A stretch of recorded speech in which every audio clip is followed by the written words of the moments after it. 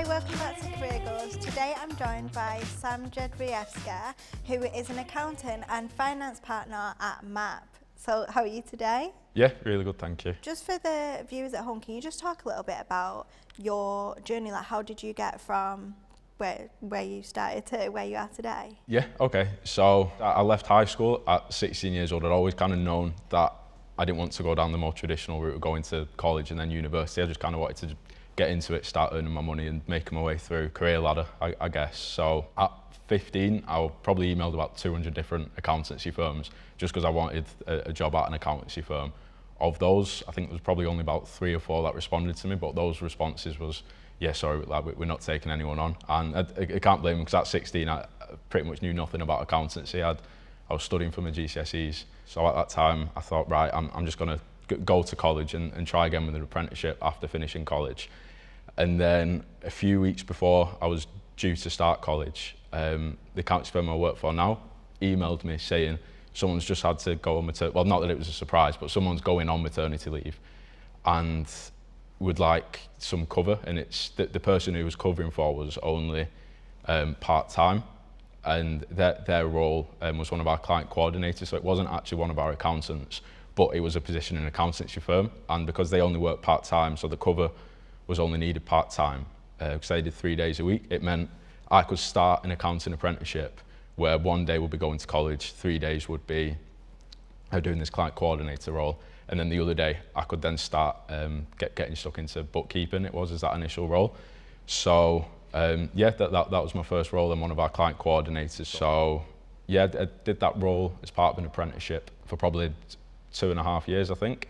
And then I moved into one of our client accountant roles, which is taking on a lot more of the HMRC compliance. In that role, probably between 18 months to 2 years or thereabouts. And then for the past 18 months, I've been one of our finance partners. So with that role, taking on a management position within the company that I work for. It was really impressive actually that at such a young age, you went kind of above and beyond to get into like accounting it as a whole, but then like you set your eyes on that company and then really works. Like that's a good kind of lesson for other people to just like keep going and like persevere. And it probably did make you stand out, like especially at that age with like little to no experience, you going for it. Why did you know that you wanted to do accounting when you've not got that experience? So I guess the real answer is I didn't. It was just more the people around me. So at school I was always good at maths, and I think a lot of people who aren't in finance or aren't in the accounting industry just think, oh, that you work with numbers all day, it's to do with maths, but all the arithmetic side of it is all done by the computers, and it's probably more, now that I've been working accounting for 6 years, accountancy is like more of a language than it is math, and it's just more about me translating what the numbers mean to the business owners, that they can understand those decisions. So yeah, I guess the answer was just everyone around me saying, you should go into accountancy, and yeah, I love what I do. But you didn't know what But to yeah, expect. at the time, I was just kind of, people were always like, oh yeah, accountants, they'll get a good wage, they're well-respected people, they're all good at maths.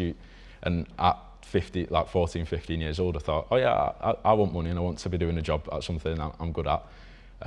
So yeah, I think 'cause I'd had part-time jobs since I was like 12, 13 years old, so I was used to like earning my own money that way. And I just knew what I was.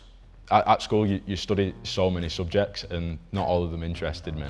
So I was kind of ready to just go into something practical. Well, we'll just jump into a game of Never Have I Ever and we'll find out more Right, okay. about your apprenticeship and stuff. So, have you played it before? Yeah, I know the concept of it. I'm a bit nervous now though.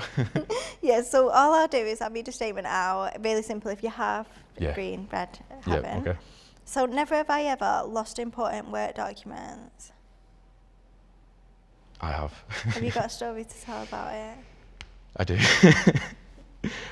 So when I was in the client coordinator position, one of my responsibilities was handling the post that came into the office, and the process that I followed, because at this time I guess I didn't know the difference between each of the different documents because I was like brand new to it. So it could have been a really important letter from HMRC, it could have just been a little reminder, it could have been an invoice, it could have been anything, but the process I was told at the start was scan the letter, send it to whoever's client it is, and then shred the letter to make sure there's no evidence of it. And it turns out at the very bottom of this letter, it was a cheque from HMRC for quite a lot of money. I'd put that into the shredder, sent the photocopy to the accountant, and then they was like, "Oh, can I have the cheque?" And I was like, "One, what cheque?" And like, two, it's shredded. So yeah, that probably happened a couple of months into my career. I was still on probation, the very start of my career, and yeah, it wasn't a nice feeling that I had. But everyone was kind of understanding in that the process I was told was shred it, and then to rectify that, was just able to, because it was from HMRC who this cheque could come from, and they do offer a bank transfer as well. Oh, so they sorted it. Yeah, it took about a week longer than it would have done if they'd had the cheque, but it was still resolved in the end. But yeah, that was a very eye-opening moment for me early on in my career, and made sure that I read every word of every letter ever since, I guess. Never have I ever lied to my boss. Well, the very first interaction about saying there's a work experience. Yeah, that have you done it since? Part of. Not that I can think of, no. And I'm sure if I did, there would have been a very good reason to that had my company's interest at heart. No, are you trying to get me into trouble here? Yeah, considering we're recording, you're not going to admit it anyway. So we're going to move over to industry myths. So what I'll do is I'll read out a statement and you just let me know whether you think it's true or false or myth. There's no right or wrong answer, it's just your opinion. Yeah, okay. So the first one's accounting is just about numbers and maths. Yeah, that is definitely not the case. I know I mentioned it earlier as well, but it's more like a language, and being an accountant is being the translator of that language. And I definitely think the role of an accountant is evolving a lot. So when I first joined MAP, it seemed the more forward-thinking firms were the firms that had cloud accountancy. So the firm I work for, we'd only use Xero, like one of the accounting softwares that is cloud-based. And then HMRC, with rolling out Making Tax Digital, it's forced a lot of the more traditional firms to move to cloud-based accountancy solutions. So now there's a lot more accountancy firms with these cloud-based solutions. So it seems like now the evolution of the role of an accountant is a lot more about the advisory space and kind of educating the business owners about what the numbers mean for them and kind of how they should react to those numbers. So yeah, it's definitely not about maths. I think it definitely helps because we're obviously looking at numbers a lot of the time, and a lot of the work that we do in putting together reports obviously is all around numbers, but it's more, it's like almost saying physics is maths in that it's not, it's like it's its own kind of thing, and there just happens to be numbers in it. Makes sense. And apprenticeships are only for traditional trades? Yeah, definitely not. So just from my own experience, I know that isn't the case. So I was able to start my career at 16, and the kind of work that we just talked about previously, you know, looking at the bank reconciliations and pushing invoices through into the accounting software. So there's just a really good career progression. Like, you could go in from knowing next to nothing at all, as long as you've got the appetite to learn. Yeah, you can go in at 16 and smash it. Obviously, you've got to be in the right environment, because I know that the firm that I work for, they have a lot of trust in people, and there's a lot of processes in place. But perhaps a more traditional accountancy firm who don't have those processes or the trust, then an apprenticeship with that kind of firm might not be the thing for you. 100%, it's not, apprenticeships aren't just for your traditional non-white collar kind of roles, and I know how much I've been able to learn over 6 months. So I'm 22 now, so that's the age where quite a lot of people would just be leaving university or have just left university, but I've managed to have a 6-year career in accountancy up to now, and I know if I wanted to apply for a job and someone who was a graduate had no experience in accountancy went to apply for that same one, I think in 99% of cases they'll probably give it to the person with a lot more experience, because it's not just about the theory of everything to do with accountancy. So there's just a really good progression that actually relates with the work that I'm exposed to. If you were to, like, you've gone this far in your like as an accountant, if you were to decided that accounting wasn't for you, what would you do?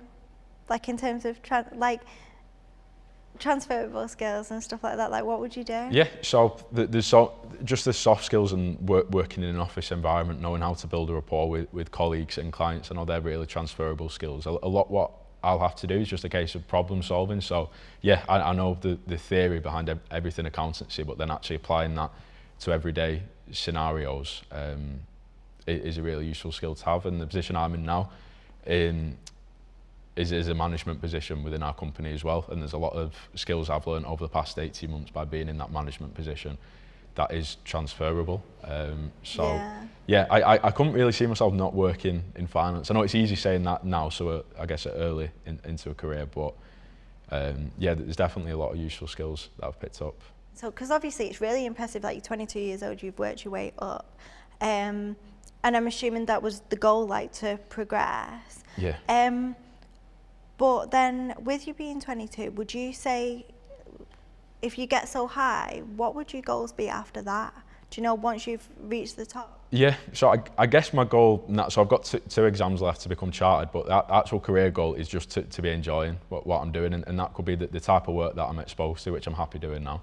It could be the type of clients that I work with. I'm really happy with the industry that my clients are in that I work with, and there's a lot of really exciting businesses that I work with, and a lot of remarkable people that I work with that I one, look up to, and two, actually enjoy working with. And when they can kind of have that trust in me, because if I know what I'm talking about and can help translate things to them and help better their business, there's a lot of job satisfaction that comes with that. So as long as I'm enjoying my job, I'll always be striving for development, like if there's new things that I can be exposed to doing. But it's not like there's a certain job role that I have in mind that I'm working towards. I'm very much happy in the position that I'm in, working with the people that I do work with. Oh, amazing. Right, so the next one is apprenticeships are only for those who struggle academically. I don't think so. I did okay in high school, and I think the apprenticeship was probably the best decision that I've ever made. I've got quite a lot of friends who went to university. They were trying to explain the benefits of doing that to me, whilst at the same time I was trying to explain the benefits to them, because for a few of my friends it was like they just wanted to prolong the inevitable of starting work, really. Some of them went into jobs where you needed to get a degree to go into, so it's definitely the right decision for them. But for me and for the accounting industry, just getting stuck in as early as you can is definitely the best place to go. And some of those friends who was unsure if me starting an apprenticeship at 16 was the right thing for me have said in the recent couple of years that they wish they'd done the same themselves. And now looking back, it seems like a no-brainer that the apprenticeship was the best route possible, because you learn and you're gaining really good experience. You're getting paid to do it. I mean, going to university now, I think, what is it, about £9,500 a year for the courses, plus the accommodation. So you're coming out with a really big loan there, whereas I've been getting pay increases every year and developing. Did you ever think, because like you've just said, like a lot of your friends were trying to convince you to like go to uni and that was better. Did you ever feel that peer pressure? No. You've just always been very career. Yeah, I knew it was the right thing for me. Whether it was accountancy or something else, I knew that I just needed to get into something where I'd learn a lot. Back then as well, like obviously you're still young, but when they were at uni, did you ever feel like you was like missing out? Like say... Not really. No, so obviously if they were going out doing university student things during the week, I wasn't able to do those. But if they was going out at weekends making plans, those kind of things, I was still being involved in those, and they were making their money through a student loan, which you end up having to pay back. But then I had my money from working the job that I have. So no, I wouldn't say I missed out on anything there. Aside from your friends, what was it like the pressure from teachers and your parents? Did you feel that? There wasn't really any pressure from my parents, but I guess with teachers, it definitely seemed like the expectation was for you to go to college and then go on to university after that. But I guess just with my mindset, I just wanted to get stuck in as early as possible, and knowing that whatever I was going to learn as part of an apprenticeship was going to be far more relevant and useful to me than what an A-level would have been. Yeah. How did you, if you remember, how did you find like obviously you knew what an apprenticeship was, like everyone knows what one was, but how did you know the benefits of it? Because I know that there's a lot of like stereotypes around apprenticeships, so how did you know that it was going to benefit you? Yeah, so I was always brought up being told experience trumps everything else. So I guess that's something that I've always grown up with, and it's always been in my head. So that's probably the key thing. And then just kind of taking a step back and just thinking, this is what the college route looks like. This is what an apprenticeship route looks like. And if I'm being exposed to work at 16 years old, that would only start being exposed to at 22 after leaving university. It's kind of a no-brainer. As I say, if I have the opportunity to start early, it just seemed like quite a no-brainer for me, really. So yeah, you've got the qualifications that you do. I guess I'd always worked, when I say always worked, the part-time jobs I had was in an adult environment. It wasn't an office environment, but I know there's just a lot from that I've learned, accountancy aside, just from being in an office environment, and a lot of the more softer skills like prioritisation, organisation, building rapport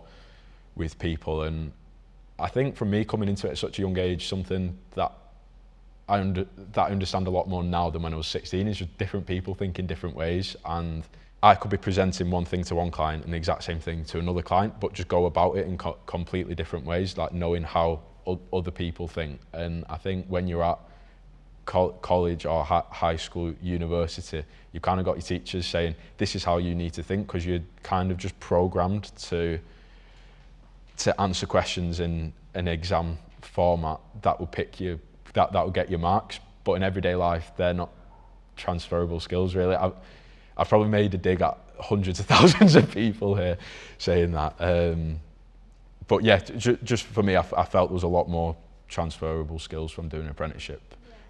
So that there are exams in accountancy, but those exams are very relevant to my career. Like if I want a career to be an accountant, then accountancy exams are far more relevant to me than what a maths or a physics or an IT A-level might have been. And because, am I getting this right? Did you start with AAT and you moved on to ACCI? Yeah, that's right. You've got 2 exams left and then you'll be fully qualified. Yeah.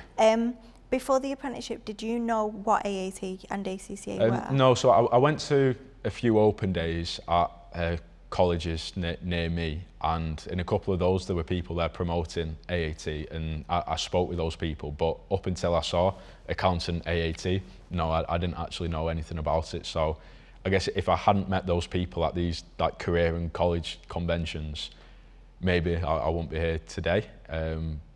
I still would have been applying for apprenticeships, but I wouldn't have known what it actually looked like. Like I would have been applying to accountancy firms, not really knowing what I was getting myself in for. Yeah. Did you make the decision to move on to ACCI? Did you choose ACCA over, say, CIMA? Yes. So I guess ultimately the decision was up to me. So the firm that I work for, our managing director is ACCA. A few of the other colleagues that I work with are ACCA. But there's other people I work with as well who isn't ACCA. So for me, it did kind of feel the norm to do ACCA, but I still looked into the other options available to me, and I guess I just came to the conclusion that I felt ACCA was the right thing for me. Apprenticeships don't lead to long-term employment. Yeah, again for me that's definitely not the case. It's been the exact opposite. So when I've been knocking at the door almost to say I'm kind of ready for the next step. My employer has been very open with that, and I think they'll probably value the loyalty in knowing that I know how our firm operates, and because we have a niche and we just work with like a certain industry. So me having 6 years experience working with those types of clients, there might be another accountant who's 10 years qualified, but they haven't worked in this sector, and I might be able to prove more valuable to my clients than what they might be able to. So yeah, it definitely doesn't hinder career progression at all.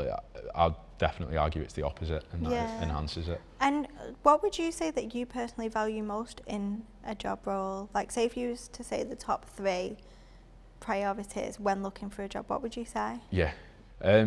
So the 3 things, so I'd say something that you enjoy. That probably has to be number 1, because I think no matter what you do, if you're turning up every day not enjoying doing what you're doing, you're not going to be like the best. I know it's cringy, but you're not going to be the best version of you, and you're not going to be delivering the best service to whatever customers or clients that you work with. So yeah, I guess something that you enjoy is number 1. For me, the next one would probably be somewhere where you can develop.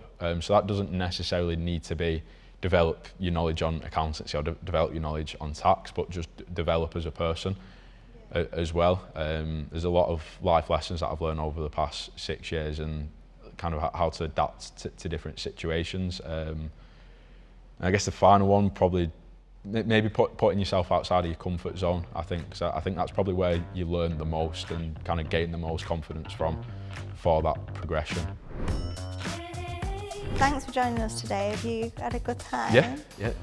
Perfect. So before we let you go, we ask all of our guests one question, and it is, what does career goals mean to you? So I guess a career goal, that could be something shorter term or longer term, but just having something to work towards that you enjoy doing and something you benefit from. It's not necessarily to climb the career progression ladder, because like I said in the last question, the thing that you should care about the most is whether you enjoy what you're doing. And enjoying what you're doing doesn't necessarily mean stepping outside your comfort zone, taking on a whole new ream of tasks. You might have fallen in love with doing a certain job, so if that's the case for you, then your goal is just to continue doing what you're doing. I guess for me, it is just a case of continue enjoying what I'm doing and just carry on learning. Perfect. So thank you. And if you're exploring your career options, head over to our website at kaplan.co.uk and you can browse through our professional accounting and tax qualifications or our apprenticeships. And remember to like, comment and subscribe to our YouTube channel, and we'll see you again soon.